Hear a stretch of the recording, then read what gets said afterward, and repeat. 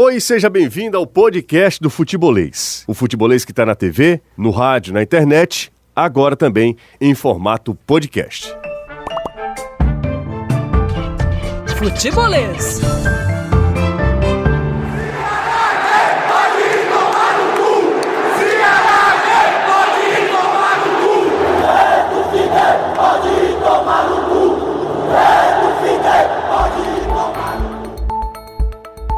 Pesquisa realizada pela USP em 10 capitais brasileiras diz o seguinte: 7,8% dos homens se dizem homossexuais e 2,6% bissexuais. Entre as mulheres, 4,9% se dizem homossexuais e 1,4% bissexuais. Futebol está inserido numa sociedade e é por isso que a gente vai abordar esse assunto tão espinhoso, que repercute tanto e que está tão em evidência nos estádios pelo Brasil: a homofobia.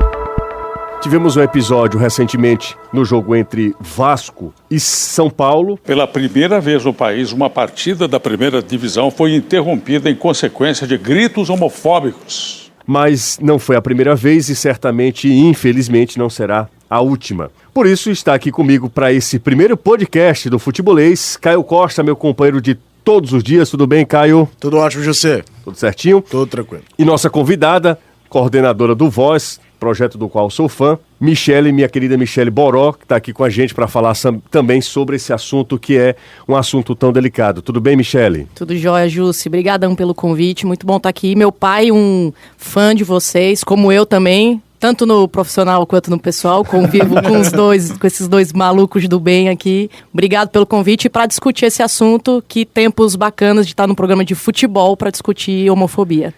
A gente ouviu alguns torcedores e alguns deles falaram que chamar o outro de viado, mandar ir para aquele lugar, faz parte da cultura do futebol, faz parte da trilha sonora dos estádios. Eu queria saber de vocês se é isso mesmo. Nós que somos, no máximo, Caio, nós somos preconceituosos em desconstrução. Claro. Nós somos homofóbicos em desconstrução, porque de fato a nossa geração, ela cresce, ela nasce ainda considerando viado como uma ofensa, como um insulto. Como se fosse um ser menor. Fosse um ser menor. Da orientação sexual. Exatamente. E eu queria saber de vocês, o que é que você acha? Você acha que é um mimimi? Você acha que temos outros assuntos mais importantes para debater no futebol, além desse? Eu acho que o primeiro desafio é parar com a normalização, sabe? Era uma coisa que, se você pegar 20, 30 anos atrás, era socialmente aceitável as ofensas racistas nos estádios. E hoje não é mais. Hoje os clubes são punidos, o Grêmio já foi eliminado de Copa do Brasil, o caso Aranha, né, para quem não lembra, né, o Aranha foi chamado insistentemente de macaco, e hoje já é padrão que não se evita, né? Claro, é um problema mundial. Aconteceu agora na Itália com o Lukaku na Inter de Milão, reclamou de ofensas racistas num jogo em Bérgamo contra a Atalanta, e a torcida da própria Inter dizendo, não, cara, chamar de macaco é para estabilizar, ou seja, normalizando um racismo que não pode ser normalizado. Eu acho que a questão das ofensas homofóbicas nos estádios passam por aí. A primeira questão é parar de normalizar, parar de achar que é cultural. E aí, como quase tudo nesse país, precisa dar pancada, né? Você tem que punir de alguma forma para as pessoas entenderem que isso aqui é errado. Acho que é um processo longo, acho que não é uma coisa que vai acontecer nesse Campeonato Brasileiro, acho que é uma coisa, como você falou, de gerações, mas precisa ter um pontapé inicial em algum momento, que seja agora. Legal esse paralelo que o Caio fez aí com o racismo, porque eu inclusive já escrevi sobre isso. A gente lembra da segregação, né, daquelas plaquinhas em bares, em locais, principalmente nos Estados Unidos, com colored people, pessoas coloridas, você separava, era segregação ali. Com o gay acontece a mesma coisa, às vezes até uma autossegregação. Existe a boate gay, a festa gay, a torcida gay, ou seja, são criados ambientes ali para o gay e para a lésbica se sentir mais à vontade, o que é um contrassenso, né? Porque você está isolando. Dessa naturalização surge essa coisa meio inconsciente também. Eu acredito que muita gente realmente fale sem aquela maldade, sem a violência, porque é uma coisa entranhada, naturalizada. Mas o tempo muda, né? A gente tem que entender que mesmo que seja inconsciente, em alguns não tenha maldade, aquilo ali atinge muita gente e afasta muita gente do esporte, que é para agregar, né? Para juntar quanto mais gente, melhor. Há poucos dias, os clubes, eles, numa ação orquestrada pela CBF, né, publicaram em suas redes sociais um manifesto contra a homofobia. Inclusive, a arte era a mesma. Com as cores de cada clube. Com as cores de cada clube. Tem que partir, você acha que tem que partir também das instituições, da CBF, dos clubes? Por exemplo, nós estamos num processo assim, muito longe da Europa. Quando há aquele movimento do orgulho LGBT, os clubes, os capitães dos principais clubes da Europa usam uma tarja com as cores, né, do movimento. Acho que aqui ainda é um negócio muito distante, pelo que eu vejo, pela maneira como o assunto ainda é tratado no futebol brasileiro, né? Sofre resistência dentro das próprias torcidas, né, José? O Fortaleza fez uma campanha agora de marketing espetacular a respeito em cima dessa história da campanha de homofobia. O Fortaleza fez a dele, né? O Ceará, por exemplo, publicou a da CBF, não se manifestou. Que teve gente no próprio clube que olha assim, vai se preocupar com isso, vai contratar lateral direito como se uma coisa interferisse na outra. O departamento de marketing, de imagem do clube é uma coisa, o departamento de futebol é outra, completamente diferente. Eu acho que o grande desafio também dos clubes é internamente, porque eu tenho certeza que numa diretoria de 7 cabeças, 3 acham que o clube tem que se manifestar, 4 acham que não. E aí vira um balão de saio. E quase tudo hoje em dia é levado para uma via política partidária que não deveria ser levada. Essa é uma questão que é indiferente se o cara vota A, B, C ou D. Ninguém vai defender violência homofóbica porque vota no candidato A ou no candidato B. Então, acho que é um grande desafio, passa muito por aí. Agora, tem que sair da nave-mãe. Tem que sair da CBF. É que nem a campanha antirracismo. A campanha antirracismo começou com o CBF e com a própria FIFA. Lembra? Acho que na Copa do Mundo da Alemanha em 2006, os capitães liam, antes dos jogos, um manifesto contra o racismo. Isso diminuiu a força, mas a campanha Say No to Racism da UEFA existe até hoje. Começa de lá. E lá eles têm um problema com relação ao racismo. Muito maior, né? Muito, muito sério. Como esse do que eu citei. Não, é que os ultras, né, que seriam as torcidas organizadas deles, defendem alguns clubes. Por exemplo, o Zenit da Rússia fala abertamente que não quer negro no time. O Malcolm foi contratado lá e os caras caíram de pau.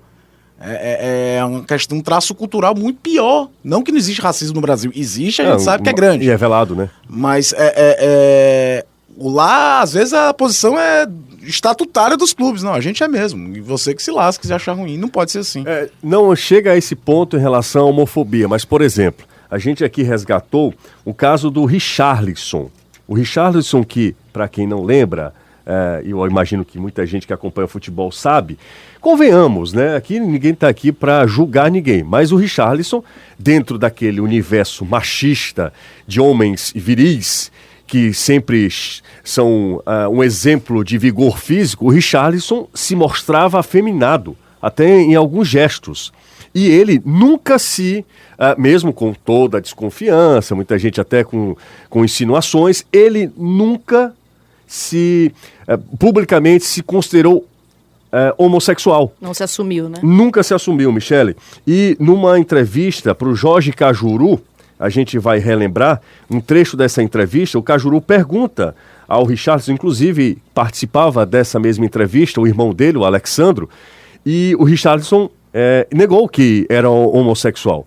Vamos ouvir. Se você fosse jornalista, você perguntaria ou não para o Richarlison da opção sexual dele? Sim. Você perguntaria? Perguntaria. Então eu estou perguntando. Não. Sou heterossexual. Completamente. Completamente. Você acha que, Caio, o Richarlison, foi em 2013, essa entrevista ainda, quando o Jorge Cajuru fazia parte da equipe do Esporte Interativo. Você acha que o Richarlison, de alguma maneira, não se assumiu gay, porque de fato ele não era apenas um homem com trejeitos? Isso a gente nunca vai saber, né? Ou você acha que ele preservou a carreira dele? Isso a gente nunca vai saber. Isso aí vai surgir dele, se ele for, se ele quiser se assumir. Enfim, também acho que não deve existir uma obrigação, se o cara é foro íntimo. Acho que é muito dele. O Richarlison, a gente nota o preconceito com o Richarlison em outros aspectos. Vou te dar um exemplo. O São Paulo fez um mural dos campeões. Tem jogador que não tem 1/10 dos títulos que o Richarlison teve pelo São Paulo que tá lá. Visoli. Visoli foi um meio obscuro dos anos 80. O Richarlison foi titular de um time tricampeão brasileiro. Primeiro time a ganhar 3 brasileiros seguidos desde 71. E ele não tá. A torcida organizada do São Paulo, ela gritava o nome de todos os jogadores antes de começar o jogo e não gritava o dele. Então ele foi um cara que, mesmo sem se declarar homossexual, sofreu muito na carreira, era julgado muitas vezes por conta de um jeito afeminado que ele tem. Então não deixa de ser um traço de homofobia. Foi um cara que sofreu muito com isso, sim. E vai olhar o currículo de conquistas do Richarlison. Poucos jogadores do futebol brasileiro têm tanta faixa de campeão. Ele poderia ter ido pro Palmeiras, não foi, porque a organizada do Palmeiras proibiu a contratação do Richarlison. A gente vai ouvir agora um trecho dessa notícia trazida pela Jovem Pan. Ouve aí.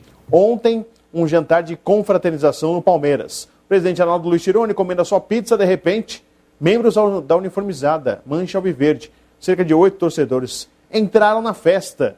Aí o Tironi teve que receber esses torcedores, foi pressionado, disseram não vai trazer o Richarlison, ele não pode jogar aqui no Palmeiras, ele, em outras coisas, insinuando outras situações do Richarlison. Ô Michele, nesse meio tão machista, homofóbico, racista, mesmo que seja meio que disfarçado, porque no futebol nós temos uma falsa impressão de que tudo pode, porque naquele momento há uma disputa. Você acha que o jogador, nós temos milhares de jogadores, nenhum brasileiro hoje se assumiu gay. Você acha que é muito preservando a carreira e tendo um receio de represália, de possíveis agressões? José, não tenho a menor dúvida disso, até porque a gente pode refletir isso, por exemplo, em outras áreas. A gente tem cantoras, por exemplo, da MPB, que passaram a vida inteira, com exceção, por exemplo, acho que de uma Cássia Eller, mas Ana Carolina, por exemplo, durante muitos anos negou. Num esporte bem menos com a imagem de máscula, né? O Diogo Hipólito, que era de conhecimento geral, mas ele só veio sair do armário, só veio se revelar agora. Exatamente. Num esporte que não tem um décimo da carga de masculinidade mesmo, talvez, né? De testosterona, do que tem o futebol. Mas a gente tem essa estatística ainda é muito baixa em praticamente todas as áreas de profissões públicas, né? Ator, cantor, o esporte principalmente, mas o esporte acho que principalmente pelo público ser majoritariamente masculino, mas talvez já seja por isso, já tem uma intimidação de atrair o público feminino, e no geral, né, Justo? Tu falou uns dados no começo aí, que eu, que sou gay, me assustei um pouco também, que o índice de pessoas assumidas é muito baixo para uma população. Mulheres, 4,9. É muito pouco. E eu posso falar que eu tô nesse meio. Eu fui pro estádio no último jogo e só comigo era uma turma de quase 20 meninas, todas gays. Então, até para você se assumir em qualquer aspecto, em qualquer ambiente, ainda é complicado no Brasil. Imagina no esporte. Eu acho que até falando do Richarlison, eu sou uma São Paulina, eu sofri um pouco com ele isso. Richarlison foi pro vôlei, não foi? Que eu acho que até um ambiente talvez mais receptivo ali. Ele jogou de forma... Ele estava sem contrato, naquele momento que ele estava ainda se decidindo se iria, porque ele volta ao futebol e volta a Chapecoense. E o Richarlison é um ambiente familiar de futebol, é bom lembrar. Além do Alexandre, irmão dele, o Lela, o pai dele foi campeão brasileiro pelo Curitiba nos anos 80, né? Exatamente. Jogador do Noroeste, Bauru também durante muitos anos. Exatamente. Ele tinha um sonho para realizar, que era jogar ao lado do irmão. Ele consegue isso no Atlético Mineiro. Juntos. No Atlético Mineiro. Ele queria fazer isso no Palmeiras, como a gente ouviu, uma torcida organizada do Palmeiras. E teve uma gafe de um diretor do Palmeiras na época, não vou lembrar o nome, que num programa, acho que do Milton Neves, na Record, quando o Milton Neves estava na Record, tem algum jogador homossexual do Palmeiras? Não, ele foi pro São Paulo. Que deu uma bafafá danada também na época, foi um diretor de futebol do Palmeiras na época, 2006, 2007, por ali. É bom que a Michele tenha se colocado com essa coragem, porque para quem não sabe, vou falar aqui alguns dados aqui de assustar. Nós estamos nos anos 2019 e ainda em 6 países no mundo a homofobia é penalizada com morte. Não é que tem um preconceito. A homossexualidade. A homossexualidade, perdão. A homossexualidade, não a homofobia. Mas aí uma coisa liga a outra. Né? São estados homofóbicos que combatem a homofobia com morte, meus amigos. A Arábia Saudita, o Irã, o Iêmen, Sudão, a Nigéria e a Somália. Nesses 6 países, a homossexualidade é crime, tratada, né, como crime. E não são penas de morte, tipo injeção letal, não, viu, Ju? É apedrejamento, eles são arremessados de prédios, enterrados vivos. Então é um negócio bem pesado. Recentemente você foi ao estádio. Sim. Você sofreu algum tipo... Aí agora não é a Michele comentarista, a Michele torcedora. Você sofreu algum tipo de preconceito? Olharam diferente? Você notou algum tipo de indiferença? Justo, não senti, porque eu acho que a gente estava também num grupo de meninas solteiras. Não tinha ninguém, assim, de mão dada, trocando carinho, se abraçando. Na verdade, eu tive uma surpresa muito boa na entrada do estádio, com 2 meninas muito jovens, que elas entraram de mão dada e eu achei super corajoso, assim. Eu confesso que que sou assumida e que não tenho travas com isso, eu não sei se naquele ambiente ali, de verdade, do estádio, eu teria a mesma ousadia, porque ali, como vocês falaram, envolve emoção. Ali muita gente acho que vai para jogar um estresse do dia também, uma raiva de outras coisas que não tem a ver com o futebol. E tem o álcool também que dá uma acelerada ali na emoção. Então eu não sei se eu teria coragem.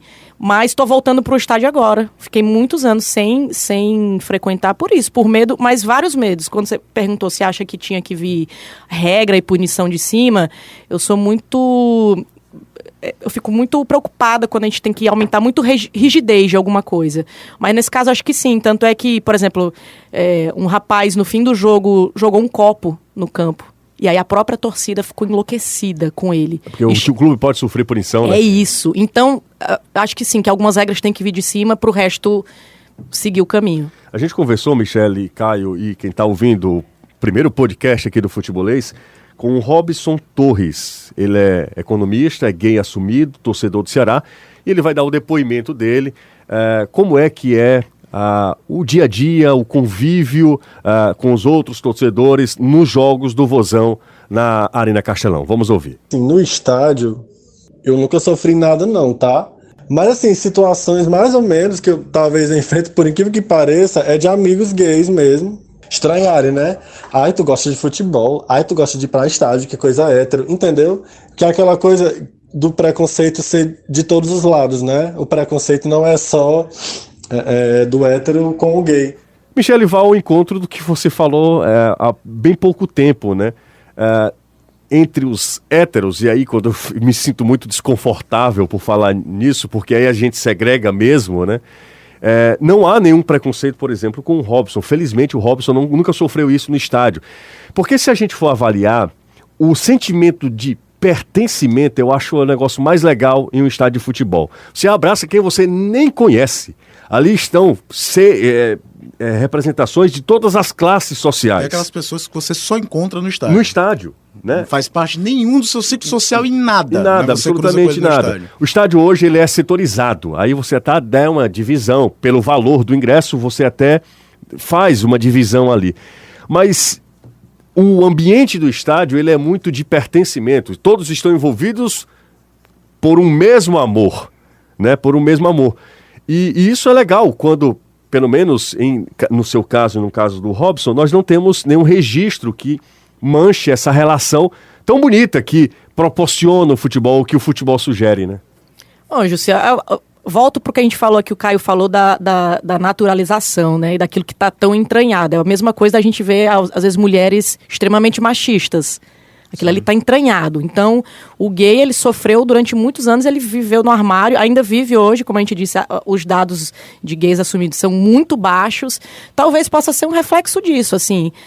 Mas acho que a gente tem movimentos já. Eu tenho um amigo, João, que mora em Curitiba, é daqui, mas lá eles têm um time, eu não quero errar o nome, mas acho que é Capivaras, de gays. É um time gay. E eles organizam campeonatos. Então, de homens gays que amam jogar futebol, não só torcer, mas amam jogar futebol. E eles acabam organizando a própria liga deles ali para se reunir, para viver aquilo que eles gostam. Então, eu espero que tenha sido alguma coisa pontual, talvez um círculo de amizade aí do Robson também, que talvez não valha tanto a pena, ou que seja só aquela natureza, aquela coisa muito entranhada que eles também não conseguiram vencer ainda.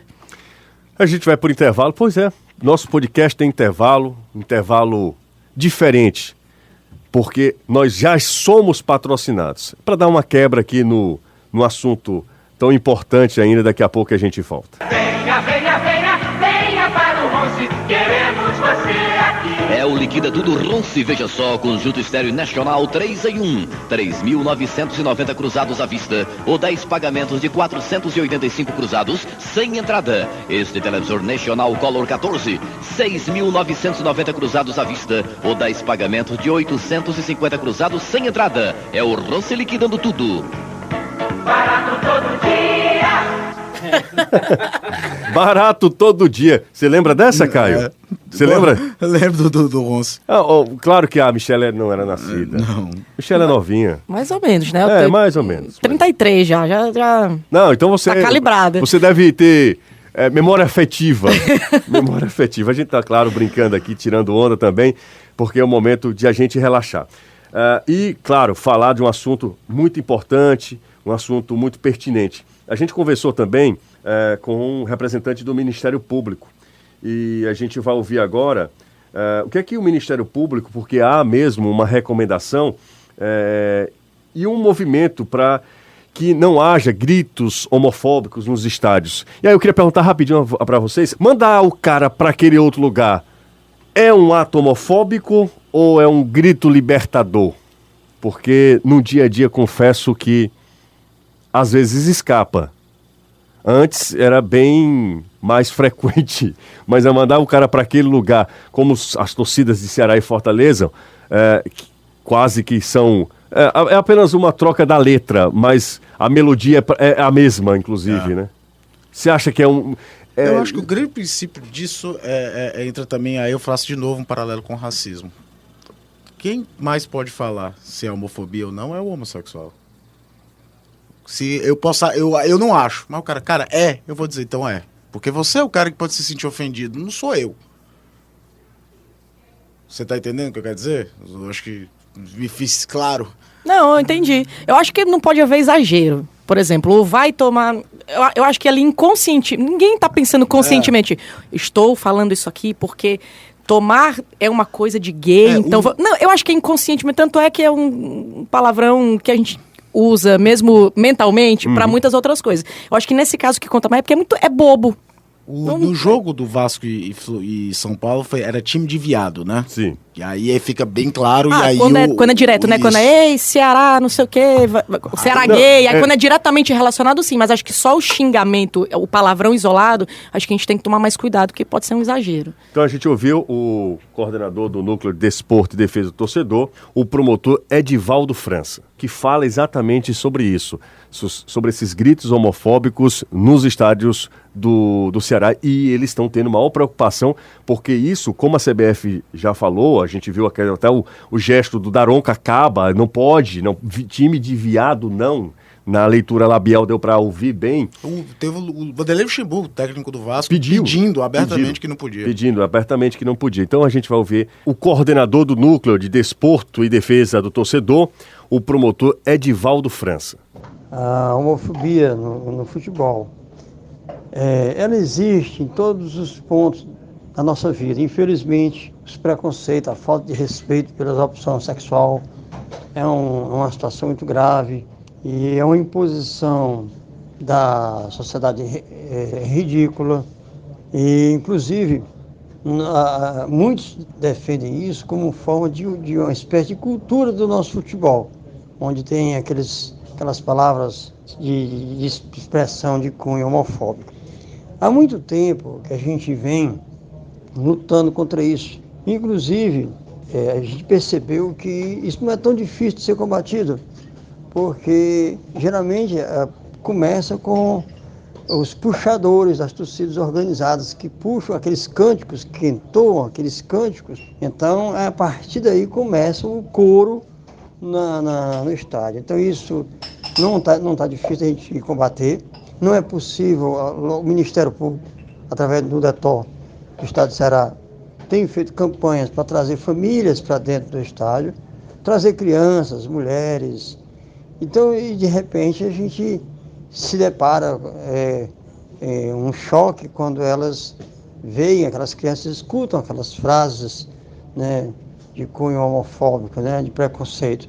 A gente também ouviu, pessoal, no nosso podcast, no nosso primeiro podcast, um historiador, ele que fez a tese de mestrado sobre homofobia nos estádios, Maurício Rodrigues, que fala também sobre esse tema tão pertinente nos estádios brasileiros, que muita gente, como a gente já discutiu aqui, como a gente já falou, muita gente acha que é normal, mas que para o Maurício Rodrigues há um viés aí bem importante que precisa ser discutido.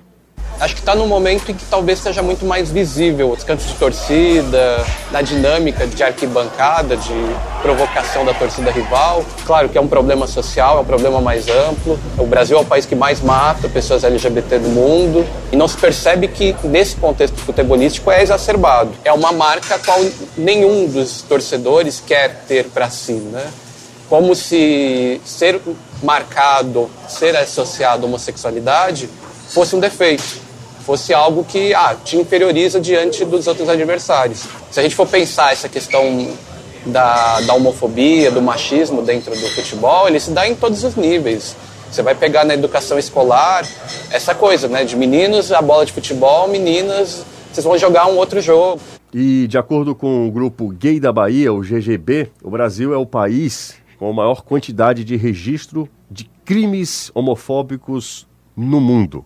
Isso é preocupante, por isso esse dado, esse tema foi escolhido como nosso primeiro podcast. Porque como a gente fala nos nossos programas na TV, no rádio e agora aqui também, o futebol não é um mundo à parte, ele não está à parte do que acontece na nossa sociedade. Como mudar isso, Michele? A gente tem pouco tempo, até os nossos 30 primeiros minutos de podcast, mas como mudar isso, como tornar o estádio de futebol um meio que possa até ser mais convidativo a todos, e aí quando eu falo todos, é todos mesmo, porque poucos são as manifestações culturais tão populares quanto o futebol. A gente fala e tão brasileiras também quanto o futebol. A gente fala sobre outras manifestações no viés da música, mas poucos são tão do nosso DNA quanto o futebol. E como tornar esse ambiente um ambiente mais aberto às diferenças, né? Acho que é um conjunto, né? A gente tem muita mania de falar, eu acho que você deveria fazer aquilo, a CBF deveria fazer aquilo, mas acho que é um conjunto, acho que tem que vir a regra de cima, infelizmente tem que vir a punição, como é jogar algo no campo, por enquanto, mas é um conjunto, é um programa de futebol, como o de vocês, que se propõe a discutir, sou eu que não deixo de ir pro estádio, as outras meninas também que seguram a mão ali, elas enfrentam a barra, são os nossos amigos que não são homossexuais, mas também se levantam por nós, a família, eu tenho muita sorte, meu pai foi jogador de São Bento, de Sorocaba, e lá pros anos 80, 90, ele me levava pro campo, me levava pro treino, ouvia um monte de besteira de amigo, até de tia, de que ali não era ambiente para mim, e meu pai nunca ligou, então eu sempre tive esse respaldo, essa segurança da família também. É isso, acho que é um conjunto, eu acho que a gente já andou bastante, de novo, a gente está aqui no primeiro podcast do Futebolês, discutindo isso, é fantástico, então parabenizo e agradeço, acima de tudo, em meu nome, em nome das minhas amigas que vão para o estádio, das que ainda não têm coragem de ir, enfim, da sociedade toda, né, porque somos a sociedade toda. O futebol é um mosaico, né? Um mosaico uma pequena amostra desse mosaico tão diverso que é a sociedade. E como nós estamos ainda no país democrático, né? A gente tem todo o direito de se manifestar do jeito que a gente quiser e respeitar o próximo. Fizeram um podcast, o primeiro aqui do Futebolês, a gente tratou do assunto homofobia no futebol.